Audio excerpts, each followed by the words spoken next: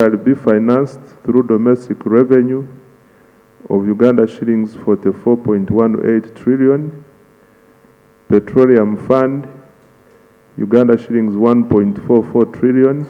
The Deputy Chairperson of the Parliamentary Committee on Budget, Achia Remigio, presented the report on the budget estimates of 84.319 trillion after a budget cycle which started in December 2025. The expenditure allocations are projected to increase by 11.9 trillion due to the additional budget allocations. Government is allocating 1.16 trillion towards the enhancement of salaries for primary school teachers, secondary school arts teachers, BTVET staff, enhancement of wage for UPDF scientists, and implementation in the welfare of public servants, 1.16 trillion.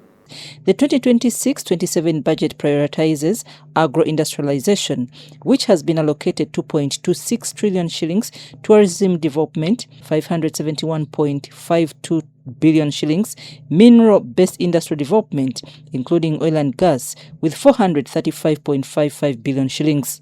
Government also proposes to an additional 496.3 billion to finance multi-sectoral interventions towards the preparedness. This is beyond the specific money to AFCON, but there are sectors surrounding AFCON success, and they are giving an extra 496.3 billion to finance multi-sectoral interventions towards preparedness for AFCON 27.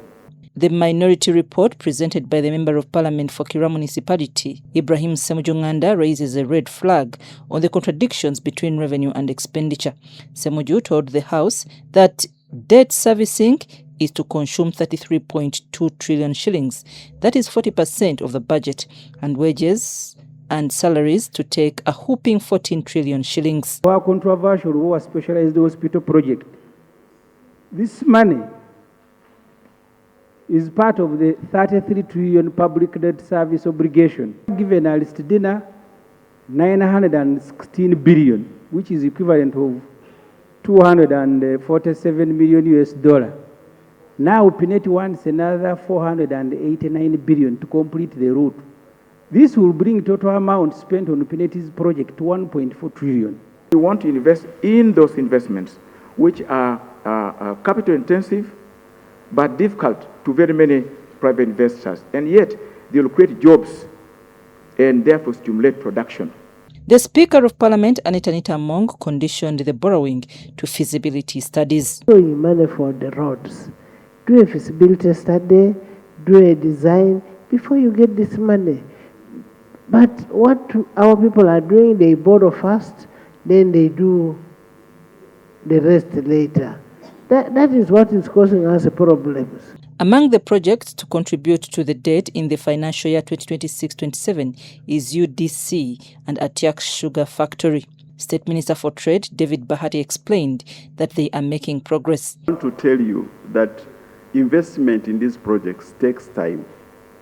The payback period, the break-even period cannot take less than 5 to 10 years. So some of the projects that we're investing in, it's very hard to get profits in 2 years. And that came out in the Auditor General's report, that UDC is curtailed for whatever money that goes to UDC is predetermined on who is going to get money. But I agree that we should be critical, and even the figures I have given do not show that we have reached perfectness, that we are at zero. There has been improvement, but there is work to do. The budget also offers priority on water access and electricity to various communities. Soroti City East MP Herbert Ariko cites few gaps in the funding for the Scalab 100 project.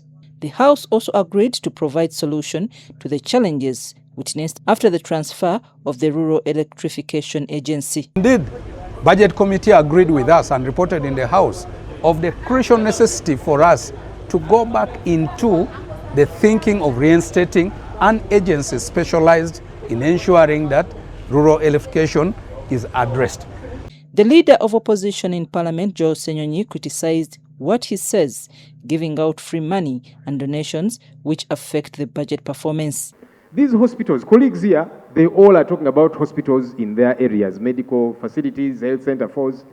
I said, the money we are throwing at Lubowa Specialized Hospital, why do we not channel that money to the health center force, to the referral hospitals in the different parts of the country? Why? After the heated debate, Parliament passed the 2026-27 budget. Financial year 2026-2027, those in favor sign the contrary nay.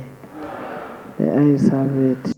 I'm Nafka Farida and Gloria Guitabinji at Parliament.